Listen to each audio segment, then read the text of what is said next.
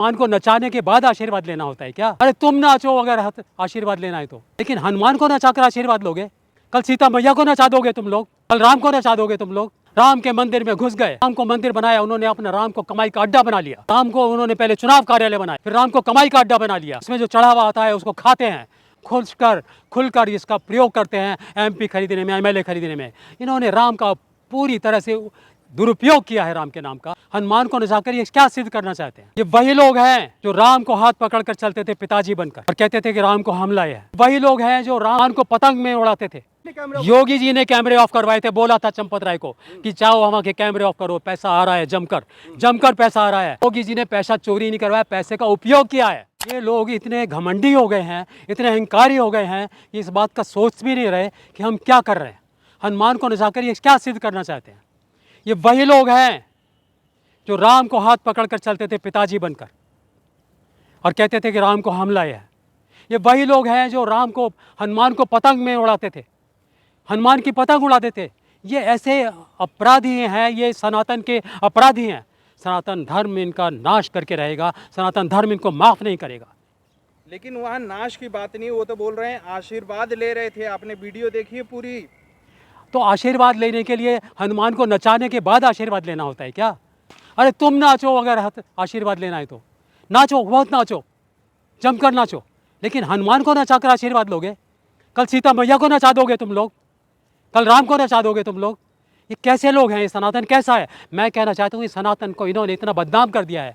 ये सनातन है, सनामन है। ये सनातनी लोग वो शुद्ध सनातनी लोग नहीं है जिसके प्रति कहा जाता है कि सनातन धर्म है। ये अधर्मी लोग हैं।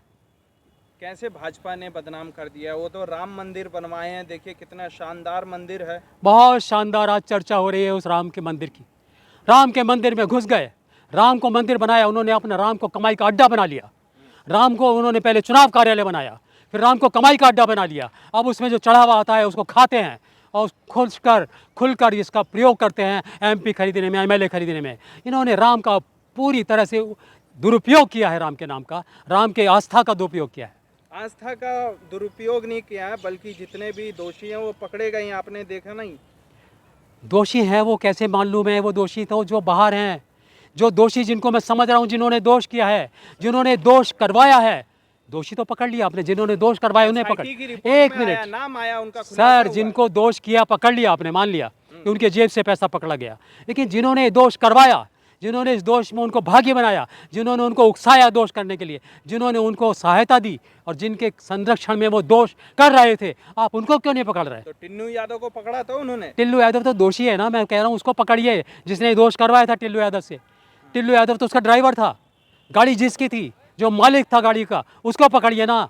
कौन करवाया? कौन? चंपत राय और उसकी टीम, और उस टीम को बनाने वाले, और उस टीम को, बोल रहे हैं और उस टीम को, उस खाली चंपत राय को नहीं बोल रहा हूँ मैं, उस ट्रस्ट को बनाने वाले प्रधानमंत्री जिन्होंने चुन कर इन लोगों को रखा था। मैं देख रहा हूँ, अध्ययन कर रहा हूँ इस बात का कि प्रधानमंत्री हर उस आदमी को उठाकर अपनी टीम में लाते हैं जो अपराधी प्रवृत्ति का होता है। आशीर्वाद है भाजपा पे, भगवानों का आशीर्वाद है। भाजपा पे अपराधी का आशीर्वाद है। भाजपा अपराध कराने में संलग्न है। भाजपा उन लोगों को चुन कर लाती है जो कलाकार होते हैं अपराध करने में, जो माहिर होते हैं षड्यंत्र रचाने में, जो माहिर होते हैं किसी दोष को छुपाने में।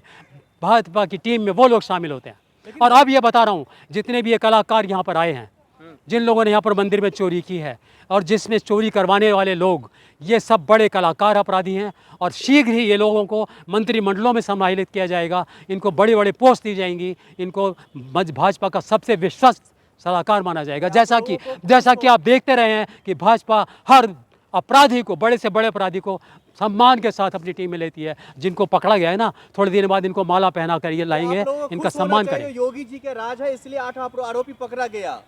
अगर योगी जी का आरोप नहीं हो, योगी जी का नहीं होता ये, तो 8 नहीं, वो भी पकड़े जाते। बाकी के बचे हुए 16 लोग, बाकी बचे हुए किया ही नहीं है, वो लोग आरोपी है ही नहीं। एसआईटी ने साबित किया है। चोर कोई चल रही है अभी भी। चोर केवल वही नहीं होता है जो हाथ में पैसा उठा कर ले जाता है।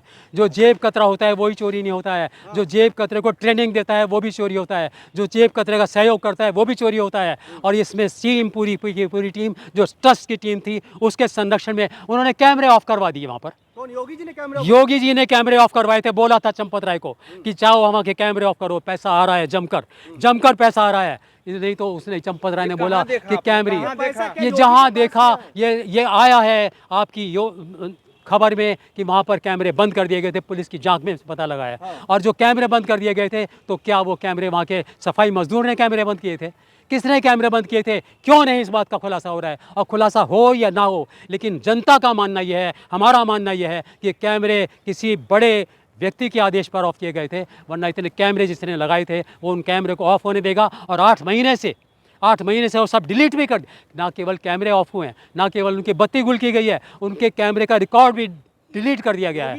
ये सब काम बड़े आदमी के प्रश्न के बिना नहीं हो सकता। चोरी करवाया है? योगी जी ने पैसा चोरी नहीं करवाया, पैसे का उपयोग किया है।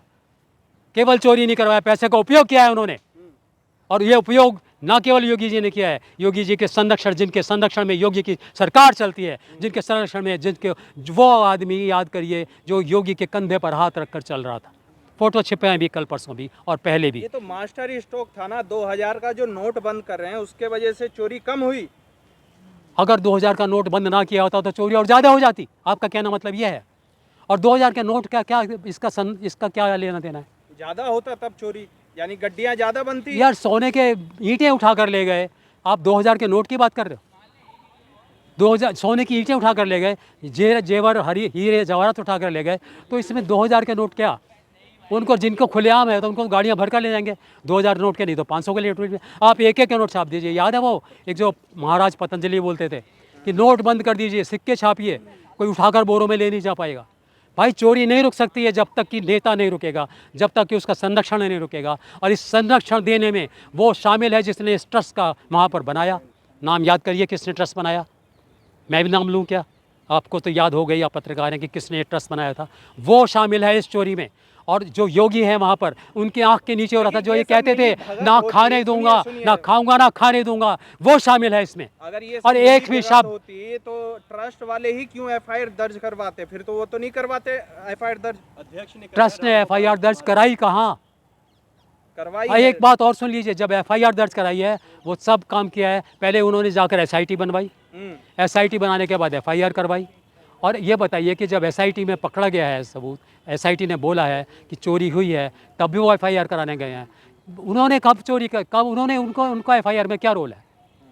उन्होंने कोई एफआईआर नहीं कराई। एफआईआर तो उनको करानी पड़ी है मजबूरी में।